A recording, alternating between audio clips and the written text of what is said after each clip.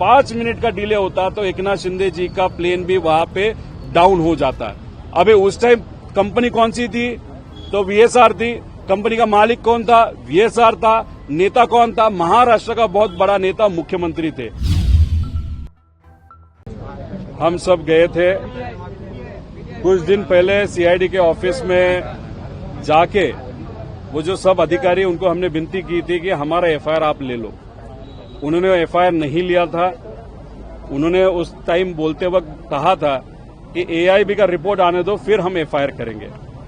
AIB का report 3 दिन पहले आया, 4 दिन पहले आया। 4 दिन तक कुछ भी एफआईआर नहीं हुआ। तो आज सीआईडी से मिलके उनको पूछना था कि ठीक है, आपने उस टाइम नहीं लिया, अभी एआईबी का प्रिलिमिनरी रिपोर्ट आया तो अभी आप हमारा एफआईआर ले लो। उसके लिए भी अनफॉर्चुनेटली आज उन्होंने ना कहा। अभी ये देखो मेरे हाथ में जो एफआईआर है, 2019 को मुंबई में घाटकोपर में एक बीच क्राफ्ट 200 नाम का एक एयरक्राफ्ट क्रैश होके उसमें 5-6 जन का मृत्यु हुआ।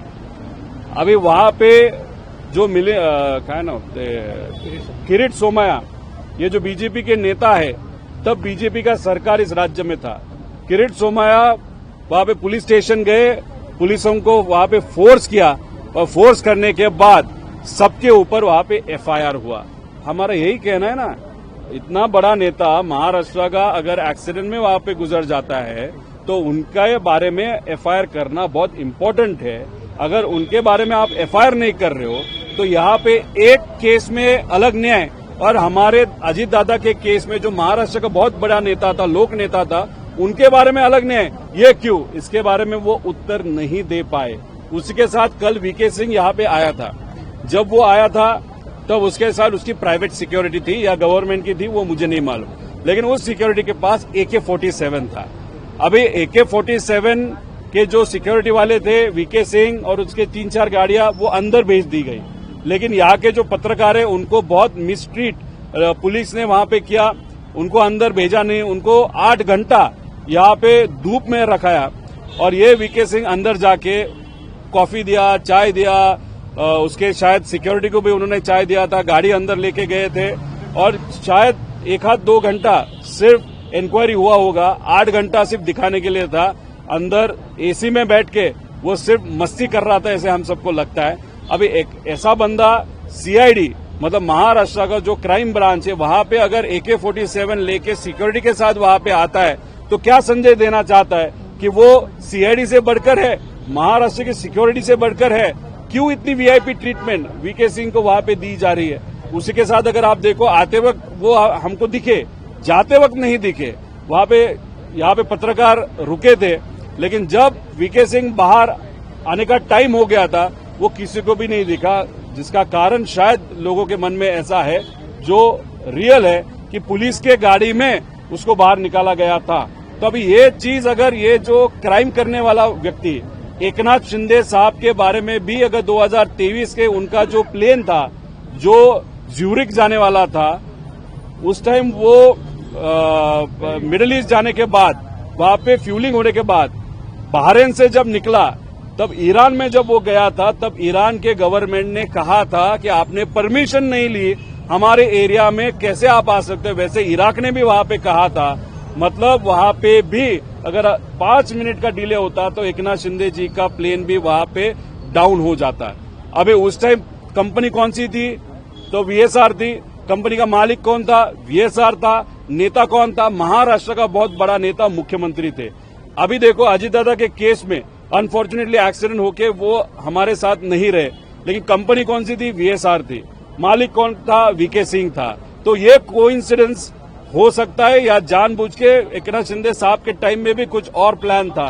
तो ये तब तक नहीं पता चलेगा जब तक वीके सिंह को जेल में नहीं डाला जाता, प्रॉपर इंक्वायरी नहीं होती। इसलिए एफआईआर करते वक्त एक तो वीएसआर के ऊपर, डीजीसीए के जो अधिकारी है जो वीके सिंह को मदद करते हैं उनके ऊपर, एरो नाम की कंपनी, और वीआईपी एक हाथ अगर प्रवास कर रहा है या फ्लाइंग कर रहा है महाराष्ट्र से, तो महाराष्ट्र के कुछ अधिकारी जिम्मेदारी होती है उनकी कि वो सेफ है कि अनसेफ है प्लेन देखने की।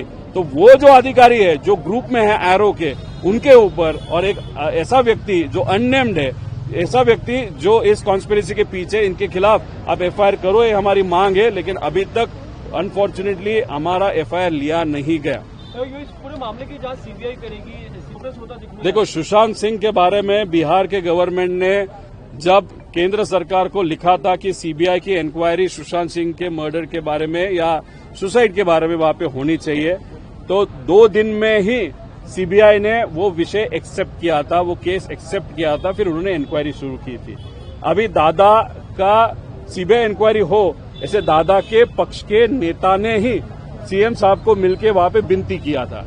दूसरे दिन वो जो रिपोर्ट है जो महाराष्ट्र से जाता है वो वहां पे दिल्ली गया, लेकिन वो जाके अभी 22 दिन हुआ।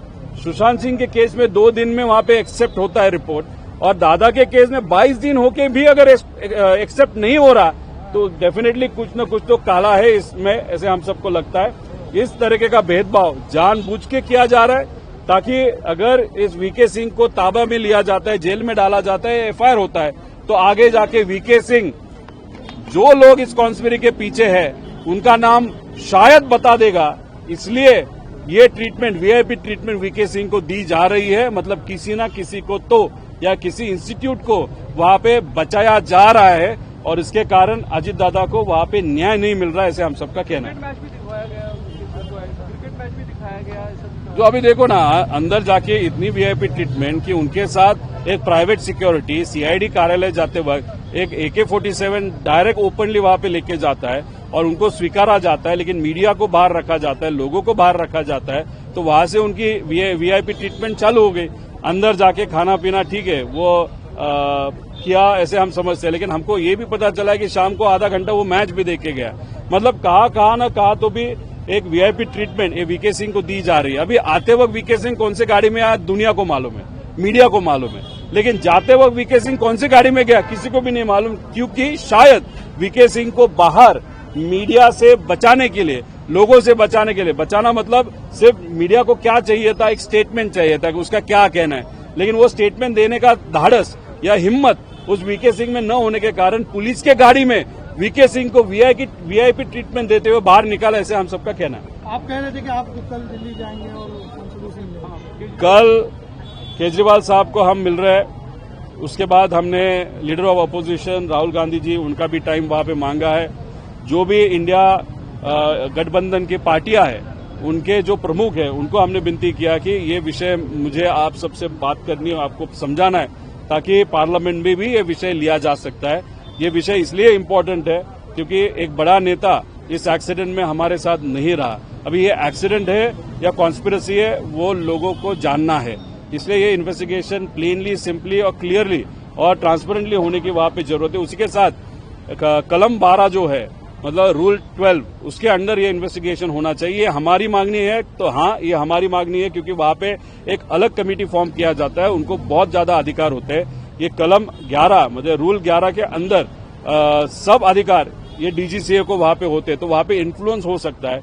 और ये मांगनी हमारे साथ एयर इंडिया का जो फ्लाइट अहमदाबाद में वहां पे क्रैश हुआ था, वो जो पायलट एसोसिएशन है, 5000 लोगों की पायलट एसोसिएशन, उनकी भी ये मांगनी है कि अहमदाबाद का एक्सीडेंट का अंडर रूल 12 हो। हमारी भी मांगनी है। ये सब विषय लेके हम ये बड़े पार्टियों के नेताओं को वहां जाके मिलेंगे।